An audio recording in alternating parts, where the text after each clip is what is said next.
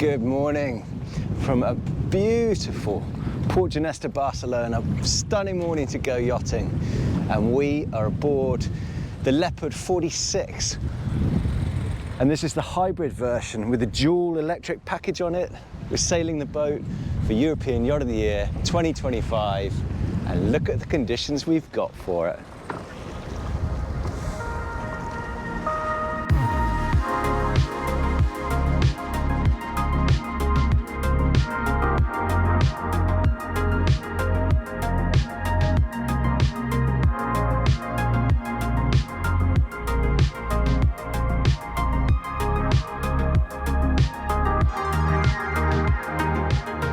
This is a really important model for Leopard, Sunsail, Moorings, Robertson Kane.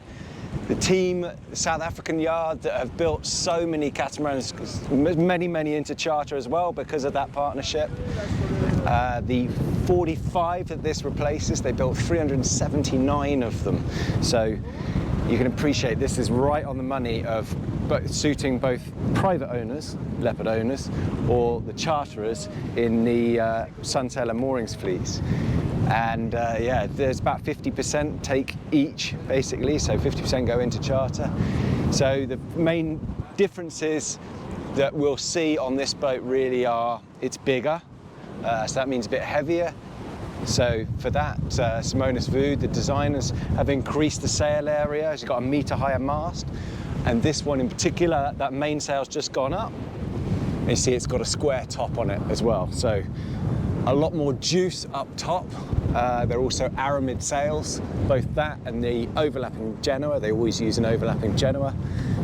So they've increased the sail area so that it compensates for that extra size and weight. Why the extra size over the 45? Because they really wanted to have more accommodation space, particularly for the skipper. So this one, Gilles is the skipper of this boat. It's a private boat. Skippers don't live in four-peak cabins anymore. They want a proper cabin. Why wouldn't you? Why would you live on a boat long-term stuffed up in a four-peak? So this is available in as a 4 or 5 cabin rather than 3 or 4 cabin of the 45. But you can have a 3 on this. You can make one of the cabins a utility. Those are the key differences, but there's obviously quite a lot of tweaks as you look around the boat as well. And yes, that main is up, but we are under power. You might just be able to hear it from here. So that is the dual twin electric drives running, which is a smart package under here, basically. There's 4 components of it, but they're really dual were formed out of Alternative Energies in La Rochelle, and Alternative Energies became dual, and they formed packages which they now provide to various manufacturers, starting with Fontaine-Pajot. And as they're fitted to more and more boats, the price, economy of scale comes down. Yeah, anyway, this has got 2 25 kilowatt pods underneath us. And you combine that, hang on, code 0 coming out. Combine that with generator, which is forward in the forward cockpit. You have electric pods that can be the battery bank, the lithium battery bank of which can be charged by solar, by hydro, by shore power, or by the generator. So we've got the code 0 out and we are close reaching. What's quite interesting here is seeing already the regeneration side of the dual system. So we've got half of it employed at the moment. You can control the sort of braking power of the props and how much energy that they are producing according to the sort of speed you're doing. So, and that's really easy to do because you just use the throttles like this. So at the moment, here's some of the numbers, okay? We've got 12 knots apparent wind. We're doing about 6.7 knots at the moment over the ground. And we're putting in, throttle's only about halfway, nearly 1 kilowatt. So if I push these forward, basically they're going to regenerate more. So you can, our speed may drop a little bit, so we've gone down to 6.3 knots at the moment, but it's putting more juice into into the battery bank, so that's regen on each side. It's only a shame because the wind's just dropped down a bit now, but we were just putting in over about 1.3 into each battery bank. We're down to 600-700 watts at the moment. But as soon as the boat speed is up over sort of 7-8 knots, then you're really putting extra juice in there. But anyway, it's quite interesting playing with the different amount of regeneration you can put in with the torque of the props. Lovely conditions here. We've got around 12 knots apparent breeze. Again, we're sort of fetching, close reaching here with a small code 0 set, and yeah, we are averaging between about 6.5 and 7 knots. Little bit of swell running off our aft quarter, but yeah, it's sort of lovely cruising speeds really. So boat showing what Leopard wanted to do, give it this extra sail power so that you can make good, meaningful passage speeds in these lighter breezes. It helps having, you know, a furling code sail set like this, so we'll see what it's like under Genoa as well. So we're now just swapped to the Genoa, slightly overlapping. You see we got around 13-14 knots true, so 17 knots apparent. We're just touching 6 knots now. All very manageable from this single helm area. Bit of a view up through that panel on the bimini roof. So you see some lovely sailing conditions here. So behind me here you've got 4 400-watt solar panels contributing to that regeneration as well. And then in terms of this pilot station, you know, you have access inboard here, and then so a few things I like about it: this lovely comfortable double seat here to sit a watch from, and the fact that everything's led to hand here as well. These foot remote switches for these powered winches work well because, you know, you've got, if you are solo operating it, you've got your hands full a little bit. You put, because, you know, the mainsail, you've got the twin sheet system for it rather than a traveller, which is good for setting the shape of it, but, you know, you need to swap your sheet over on the main sheet winch, and then obviously your Genoa, or at the moment we're under code 0, swap your sheet over on that as well, so you can put it through autopilot through the tacks or get someone else on the helm to do that. A couple of features I'm not so keen on is that's obviously too close to that coaming. You're going to catch your hand on that, and personally I don't like having really loaded blocks in front of me, and that obviously when you are running a kite sheet it blocks that side access as well. So yes, they've put chafe protection there for that sheet, but that is, I guess, the compromise of leading everything to hand here in your cockpit area. You're covered from the sun, you've got some good visibility all around the boat. I can see the front corner's all right, and I can see the back corner's all right for when you're parking it. Lots of good nautical terms there, parking in corners. You see plenty of space up on this coach roof as well, even though you've got that flybridge section here for your friends and family relaxing, and I guess you could have more sailor up there as well. But just up in front of me you've got the rails here for the Genoa sheets, which are kept relatively far aboard here. Tacking angles were just over 100, I think, degrees when we were sailing with the Genoa just now. But having an overlapping head sail makes sense to keep as much power as you can, especially with charge base that might not have a furling code 0 type sail like this as well. So this, as I mentioned, is the owner's version. This one will stay in the Med for a while and has a skipper on board. And even those who are chartering, who are good sailors, might choose a skipper as well. So having a good skipper's accommodation was really important to the aspect of the boat. So this is, yeah, a high spec owner's version. And one of the big options they've gone for here is the new patented Robertson Kane builders electric powered bathing platform. So that drops down, the push of button, this is just a brake here, this forward lever, and you've got a remote control under this bench. That drops down and it goes submerges as well, so you can bring the dinghy onto these chocks and those slide forward and aft as well, so the actual size of the dinghy could be wider obviously than that as well. An example of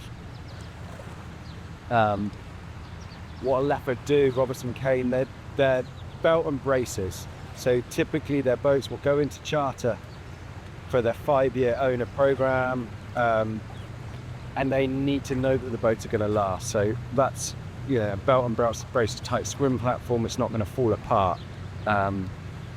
They are proud that they build so many charter yachts as well, and that they go through a tough life and are designed and built to survive that. Plenty of table options. So what they've done with this new 46 and the 52, brand new 52 as well, which launched this year, is they've opened this space out a lot more. Yeah, you see it on other designs, but creating this inside outside cockpit saloon area has been a big change for them. And yeah, this has a relatively small table in here, but you can have a larger table. You have tables that join, so you could end up shooting a whole rugby team around here if you wanted to. Yeah, lots of space in there. And as you move into the saloon, this will be a test of the camera work, how clear it is. So yes, that is a lot of natural light, but the reason why it's also so clear is because that's real glass. So again, they were using plexiglass and crazing over the years, having to replace those, an expensive thing, so went to the investment of putting real glass in there. To be able to do that, you got to have a stiff structure around at that coach roof. So they've used aluminium in those mullions to make sure there's a stiff structure around the window frames. But look at that in terms of surround views. It's not bad at all. The only place you don't get it is in that corner where the TV is there, and this new generation has a forward galley as well, combined with a upper forward-facing nav station as well, as a format which I think is really, really nice to have.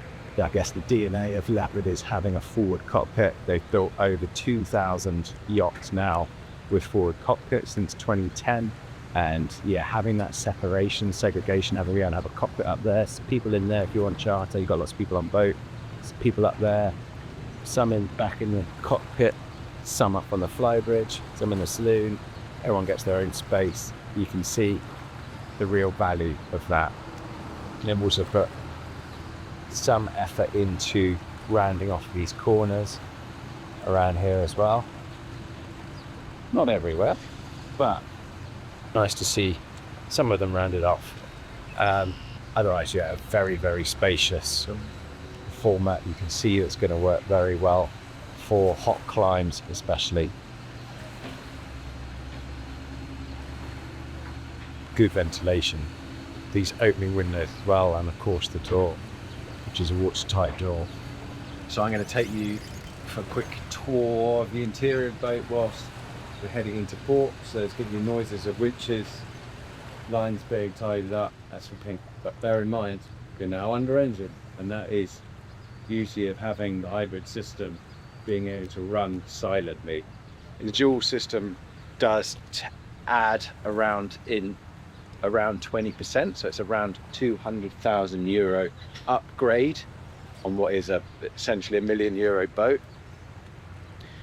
But that's not really like for like, because if you were choosing a bigger battery bank, which this gives you, than the standard, then that would be a cost, and obviously a bigger engine to build bigger engines each side. So if you're choosing bigger Yanmar engines and the bigger battery bank, that would be about getting up for 100,000 euros of that anyway, so then it's more like 10% difference. And then you're looking at the comfort that brings if you're, considering going to the hybrid option. As I think I mentioned before, the generator for which is contained in here, which I won't lift up just now, but you can see, lift up those, and there's a big generator box in here, 27 or 24 kilowatt, I can't remember, but big generator in here. A reason for that being is when that kicks in, it's quite loud, so you want to get that away from the accommodation space. And then you've got windlass under here, and then you're nice away from the dock cockpit. And we'll have a look at, there's not much in the sail lockers really, because the accommodation is taken right up into the forepeaks. So you just get the small tramp section forward of that. And then you've got fender stowage below here in the opposite section to where the generator is. So sort of small sail locker in this area here. In terms of layout, master cabin is aft starboard. You can have a midships cabin and a forward. This one has a 4-cabin layout, so, or in fact it has a 3-cabin with the utility. So this means this master cabin has extra large ensuite space, and that is lovely, that berth space. But yeah, forward of here, you could have a midships bunk cabin where the shower area starts basically, which would swallow that big space that you get in the separate shower compartment in this one. But you can see for a 46-foot yacht, that is a very, very tidy amount of space. And a lot of light as well.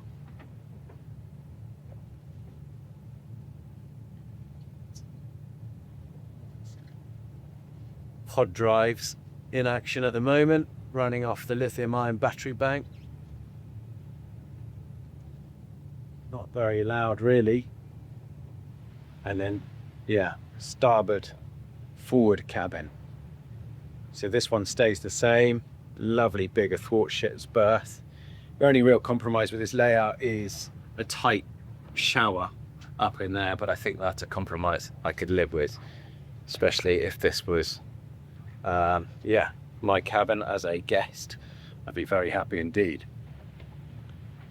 And then dropping down into the port hull, another lovely big aft berth here, similar size obviously to that owner cabin, with its own ensuite head and shower. And then this is the adaptable layout here. So this would be a normal cabin, as in not a thwartships berth, double berth forward. This owner's gone for a utility cabin layout, so you've got a laundry area and then just a ton of stowage, really. All of this area here, inboard and outboard, got a big workbench. Yes, this could be, if you didn't want this extra, you wanted this to be a 4th cabin, it could be, that's just got stowage up there. You could have a kit berth up there in front of, forward of the double berth, which would go across this way basically. Sorry for the quick tour, but quick tour is always better than nothing.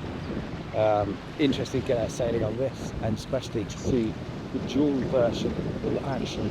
I'll try and get some footage if I haven't edited it in of what it looks like inside the engine room, but yeah, it's a battery box and they're all in one box basically. Anyway, this boat starts at 699,000 euros at tax, and Rummeron has a lot of options, so at 500,000 euros on top of that, obviously including this dual assist track. Maybe enjoy getting board with me. And that's saying, see you next time.